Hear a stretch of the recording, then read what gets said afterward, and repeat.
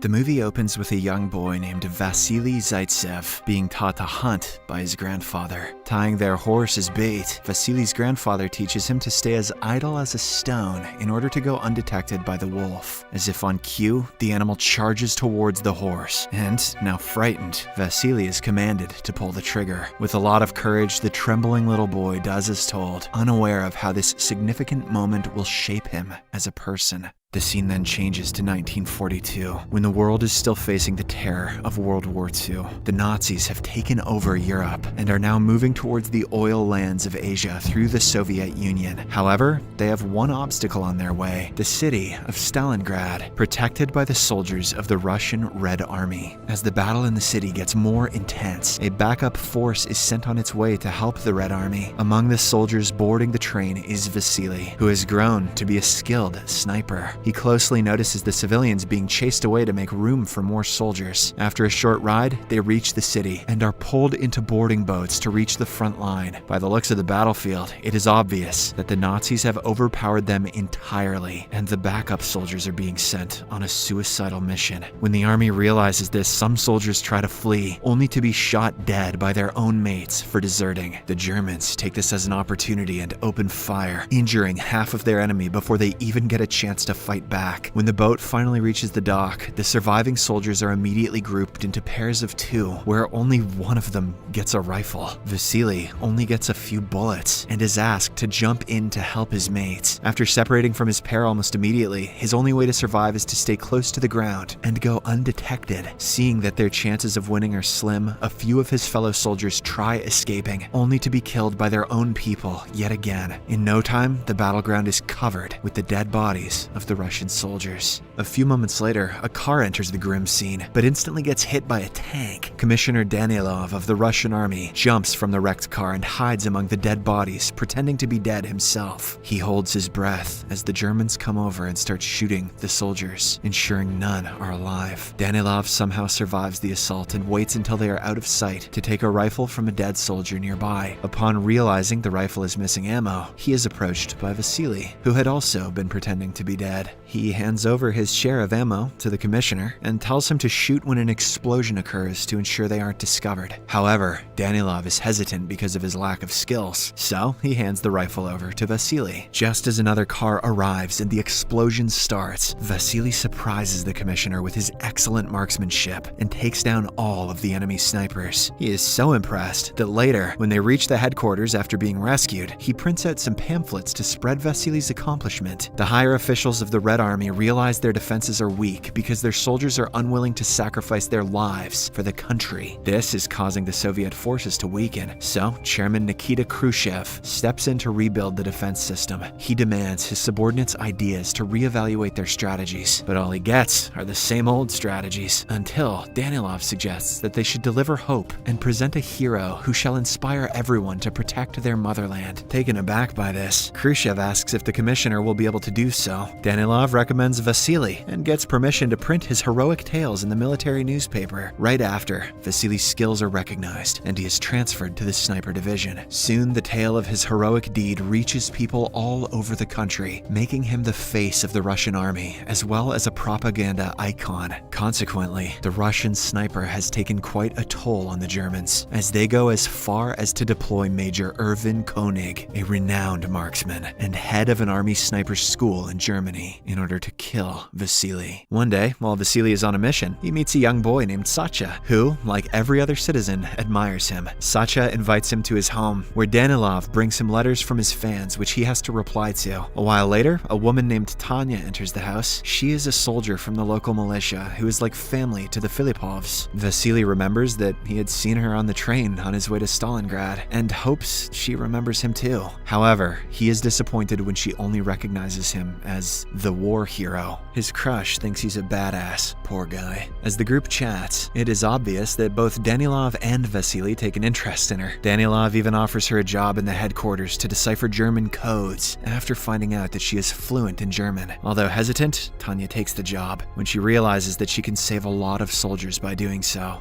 The next day, Vassili is deployed to a former department store where an enemy sniper is causing trouble for the Soviet army. When he reaches there, he spots a shadow near the window and shoots it dead. Confident in his skills, he then takes Ludmila, a comrade, to go inside and check, only to find out that it was a decoy to lure them in. In addition, Vassili finds a blunt of a cigarette and deduces that the sniper is still inside. Suddenly, several planes fly past the area, bombing the buildings and making Ludmila panic. Vassili tries to calm her down, but she hastily makes a run for it. As a result, the enemy sniper, König, easily spots her and shoots her to death. In the following scene, we see him return to his hideout, where he gets his shoes cleaned by Satya. The kid gives him information about Vassili in return for food. After the Red Army learns of König's purpose, they hire Kulikov, König's former student, to help Vassili. Vassili, Kulikov, and Volodya, a member of the sniper team, go into an abandoned building that has a body set up to look like it is the enemy sniper. Assuming it's a trap, they believe they are on the right track and move to a different area. The enemy fires at them, but they luckily manage to reach the safe area without getting hit. And after marking 2 guys, they get ready for dinner. Volodya runs to get the soup that he left in the other room, but gets captured by the enemy in the process. When he refuses to reveal Vassili's whereabouts, he is dressed in a German uniform and sent disguised as their repairman. Without any hesitation, Kulikov shoots him, purposely revealing their location. He then raises a helmet as a decoy for König to shoot and reveal his location as well. However, König gets a hint of what they are up to and doesn't fall for the trap, making them relocate in a hurry. Just as they are moving to a different place, König kills Kulikov, undermining Vassili's spirit. Regardless of the several deaths it has caused, Khrushchev keeps pressuring Danilov to continue the sniper face-off. In addition, Tanya asks him to transfer her back to the militia. When Vassili returns dispirited, Danilov promises him that they will get more intel on König and asks him to make Tanya stay in the headquarters. As requested, Vassili tries to convince her and learns that her parents were among the prisoners executed by the Germans. So, she wants to join the militia and fight. He understands her choices and gives her Kulikov's rifle, supporting her decision. At the hideout, König gets his shoe cleaned by Satcho once again. That little boy loves shoes, while inquiring about Vassili's whereabouts. The following day, he waits for Vassili at the location Satcha provided, eagerly anticipating his arrival. After a while, Vassili and his comrades stealthily make their way through the pipes, alerting König to their presence. As soon as they emerge from the pipe, König swiftly takes his shot, causing Vassili to drop his rifle and hide behind a rock. He forces his comrade to return to the headquarters because his hand is injured. His return alerts Tanya and Danilov of the situation, and without thinking twice, Tanya goes to rescue Vassili. At the end of the pipe, Vassili constantly makes efforts to pull his weapon with the help of a knife and a rope, but König gives him no chance. Just then, a bombing shakes the whole building, and pieces of glass shatter everywhere, which gives König a clear view of Vassili. Subsequently, Tanya enters through the pipe, but Vassili yells at her to stay back. He shows her König's location on the same glass, through which he is being watched, and instructs her to reflect light with another piece of glass. Tanya effectively does her task, blinding the enemy for a second. Vassili takes the chance to pick up his weapon and manages to shoot König's hand before both parties retreat. Later, in the evening, Vassili and Tanya celebrate the small victory with other comrades. The following day, Vassili tells Danilov that he wants to be a regular soldier because both König and the title of a war hero have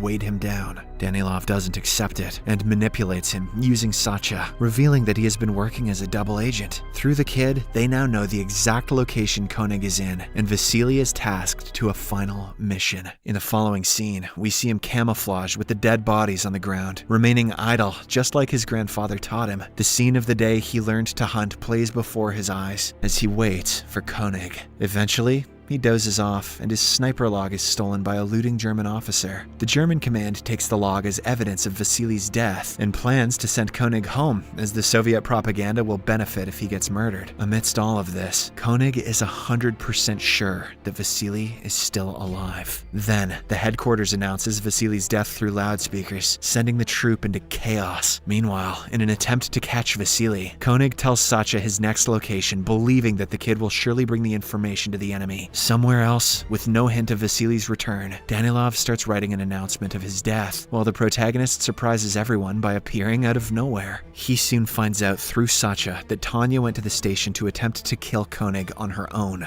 Vassili and Danilov go to rescue her in a hurry, and luckily find her safe. Happy to see Vassili alive, Tanya plants a kiss on his lips, which in turn makes Danilov a jealous little boy. Forgetting his responsibility towards his troop, he returns to headquarters and writes that Vassili has become a traitor. Meanwhile, König, whose suspicions have now been cleared, kills Satya and hangs him for Vassili and Tanya to see. An angered Tanya wants to avenge his death, but Vassili vows to kill König for her and sends her to evacuate Satya's mother. Danilov and Tanya don't know how to break it to Miss Filipov, so they lie to her that Satya has joined the Germans. She hopes that her son is still safe and decides to escape with the special pass given by Danilov. While trying to get on the boat, a bomb explodes and hurts Tanya, making her fall unconscious. The doctor has no hopes of her surviving, so he doesn't let her into the boat. Mrs. Filipov, however, convinces the personnel that Tanya is her daughter and shows them the pass before they allow her to board. Somewhere else, an oblivious Danilov finds Vassili and shares the tragic news of Tanya's death, burdening himself with guilt. Overwhelmed with regret, he blames himself and decides to give up on life by exposing himself to König. The sniper wastes no time in shooting him, thus giving away his own position. In a surprising turn of events, König approaches cautiously, expecting victory, but is met with surprise when he sees Vassili waiting for him. Accepting his fate, König lets Vassili shoot him and dies in the encounter. After the chaos ends, Vassili retrieves his rifle and places it beside Danilov's lifeless body as a sign of respect. 2 months later, when Stalingrad has been freed from the Germans, Vassili receives a letter from Tanya that she is recovering at the field hospital. Eager to see her again, he visits the address mentioned in the letter, and the movie ends as we witness a heartfelt reunion between the two.